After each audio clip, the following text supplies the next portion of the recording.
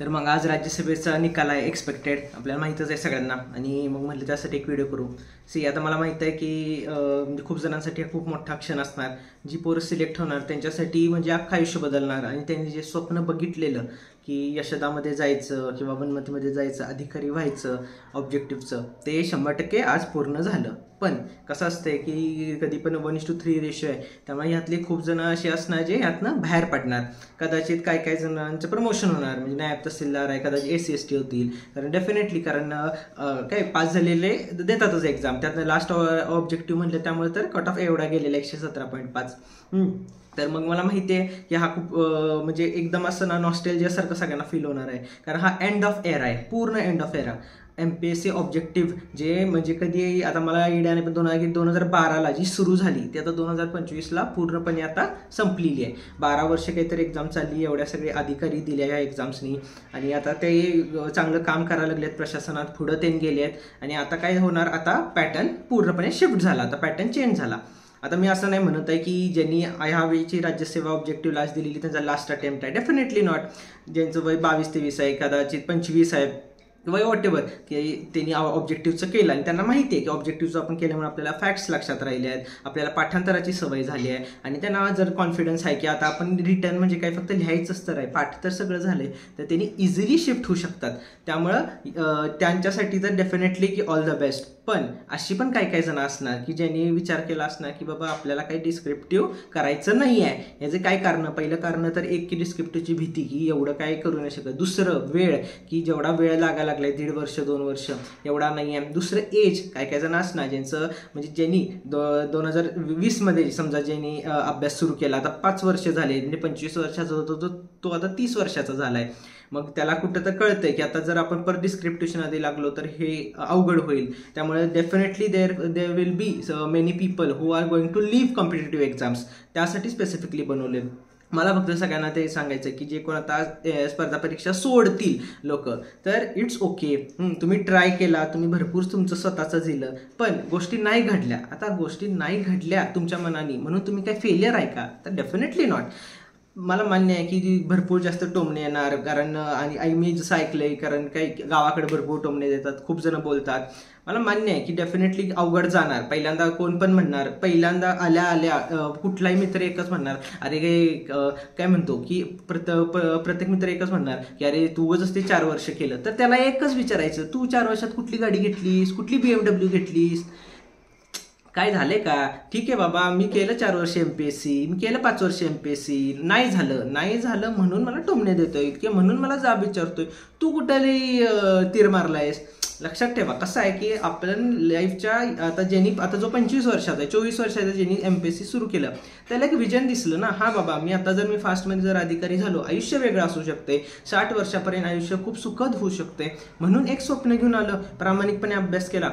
पण दरवेळी कंपल्सरी 100% प्रामाणिकपणे अभ्यास जरी केला तरी सक्सेस येईलच असं नाही. एक हे आहे काय की कुत्र्यासारखा अभ्यास केल्यावर पास होईल असं माहीत नाही, पण जो पास होतो तो कुत्र्यासारखाच अभ्यास करतो. अभ्यास खूप करायला लागतो. पण हे आत्ताचा असा क्षण आहे, आज जेव्हा GML येणार, लोक बाहेर पडणार, तेव्हा लोकांना कळणार की अरे हो मी खूप अभ्यास केलेला. पण कट ऑफची अशी गोष्ट आहे की छोट्या गोष्टी आठवणार. खूप जणांना असं होणार की जे त्यांचे काय जे प्रश्न, ज्या प्रश्नांमुळे ते उडणार आहेत, ज्यांची पोस्ट जाणार आहे, ते प्रश्न त्यांनी आयुष्यभर, मी लिहून देतो, मरणापर्यंत त्यांना लक्षात राहणार की हा प्रश्न ते टिक करायला पाहिजे होतं. कारण ऑब्जेक्टिव्ह आहे हे. आपण असं नाही म्हणू शकत की एक्झामिनरचं येडा आहे की एक्झामिनरने मला चुकीचं दिलं. तुम्हाला दिसणार की अरे मी गोळा चुकीचा केलाय, त्यामुळे हे this will haunt you for rest of your life. काय म्हणतो की लिखलेलो डेफिनेटली तुम्हाला ते राहणार की अरे मी ते उगाच टिक केलं आणि त्यामुळे पोस्ट नाही झाली, किंवा जर मी ते असतं तर मी आत्ता कदाचित नायब तहसीलदार असतो, मी पास झालो असतो, आयुष्य वेगळं असतं. हे राहणार, डेफिनेटली राहणार. बट इट्स ओके, कारण ही पेन आहे, हे ग्रीफ आहे.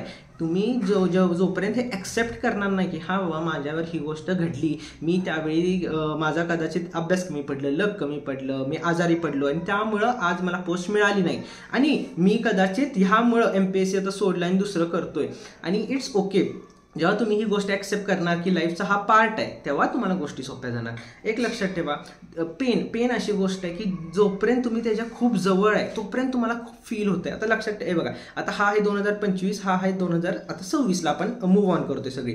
तर इकडं ना ह्या 2025च्या पेनची इंटेन्सिटी खूप हाय आहे, कारण तुम्ही जवळ आहे, तुम्हाला दिसतंय, मागं बघितल्या वाटतं अरे किती हे आहे. पण जसं जसं तुम्ही आयुष्यात पुढे जाल, 26, 27, 28, 29, 30, जेव्हा हा डिस्टन्स वाढेल तेव्हा तुम्हाला कळणार की जी इंटेन्सिटी कमी झाली आहे. एक लक्षात ठेवा की आयुष्यात किती वेळा असे प्रॉब्लेम्स आले आहेत. आता आपण प्रत्येकाने म्हणजे 10वी झाली, 12वी झाली, ग्रॅज्युएशन झालं, किती जणांचे ड्रीम्स काय काय अपुरे राहतात, काय काय जणांचं मोठे मोठे सदमे येतात, डेथ होती घरच्यांची काय कायांची.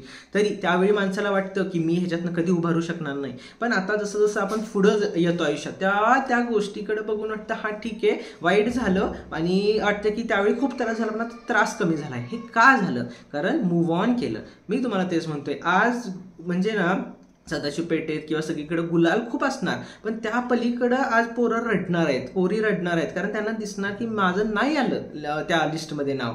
मग लगेचच आपलं सगळ्यांचं कट ऑफ सुरू होणार, caste cut off, sports cut off, हे कट ऑफ, आणि मग मनात राहतं द्वेष राहणार, मी असं असतो, मी स्पोर्ट्स खेळलो असतो त्यावेळी, नॅशनल खेळलो असतो तर आता एवढा असतो, हे राहणार. आणि हे साहजिक आहे, कारण तुम्हाला दिसतंय तुम्हाला मार्क्स जास्त आहेत. पण ते कसं आहे की बाबा ते त्या माणसाचं आयुष्य आहे, ते त्या माणसाचं भविष्य आहे, आणि काय त्याचं नशीब आहे, त्यामुळे तो तिकडपर्यंत गेलाय. गोष्टी ऍक्सेप्ट करा. स्टार्टला हार्ड जाणार, डेफिनेटली हार्ड जाणार, पण मी म्हणतोय की हळूहळू होणार. मी का बनवतोय? कारण सक्सेसचे आता धडाधड रील्स पडणार, सगळे होणार, पण व्हॉट अबाउट फेलियर? मला मान्य आहे की तुम्हाला अवघड जाणार आहे, खूप जणांना प्लॅन बीचं माहीत नसणार, खूप जणांना होणार आता मी आयुष्यात करू काय, तोंड कसं दाखवू. एक लक्षात ठेवा, इतकं काही आभाळ कोसळलं नाहीये आयुष्यातले. आपण काय म्हणतोय, माझी 4 वर्ष गेली, माझी 5 वर्ष गेली. आणि गांधीजींना बघा, वयाच्या 48व्या वर्षी त्यांनी सगळं सुरू केलं. आणि सबर एक आपलं, आता मला एवढं आता आठवणार काही हिस्ट्रीचं, पण आता एक घ्या की आता 1930 आपण आता वाचतोय, समजा कोणाचं वाचतोय, समजा लोखंडी टिळकांचं वाचतोय. आपण काय म्हणणार की काय म्हणतो की 1901 मध्ये त्यांनी हे काम केलं, त्यानंतर 1906 मध्ये हे काम केलं. आपण एकदम इझिली वाचतो. अरे पण त्या 5 वर्षात त्या माणसाने काय ना काही तर केलं ना. पण इतिहास काय लक्षात ठेवतो? फक्त सक्सेस लक्षात ठेवतो. तसं तुम्ही आहे म्हणा, नंतर जेव्हा तुम्ही मोठा व्हाल, म्हणजे काय म्हणतो पैशाने मोठा व्हाल, हे होईल, तेव्हा उलट स्वतःच्या पोरांना, नातवांना काय सांगता येईल, बघ 2022 मध्ये MPSC केलं, 2025 मध्ये सोडलं, 2027 मध्ये बिझनेस उभा केला, 2030 मध्ये बघ ही जी समोरची जी जमीन दिसते, ज्याच्यावर तू आयुष्यभर भाडं गोळा करणारा निवांत राहणार, ती मी घेतली आहे. कधी? 2030 मध्ये. का? 2027 मध्ये बिझनेस सुरू केला. अशा गोष्टी. पण ही जी फेज आहे, हे जे आहे, हे जाणं अवघड आहे. एक लक्षात ठेवा, कुठल्याही गोष्टी एक आपण जसं आता एपिसोड्स बघतो, आपण सिरीज बघतो, तसं आहे की सिरीजचा अजून एंड आला नाही, कन्क्लुजन आलं नाही. आता कॅरेक्टर स्ट्रगलिंग फेजमध्ये आहे. लाईफला ना ॲज अ एपिसोड जगायला सुरू करा की अरे बघू आता काय होतंय, आणि इट्स ओके, थोडा त्रास होईल पण मूव्ह ऑन करा. उगाच जास्त एकदम म्हणजे लटकू बिटकू नका, कारण आहेत अशा गोष्टी आता घडतात, काय करायचं.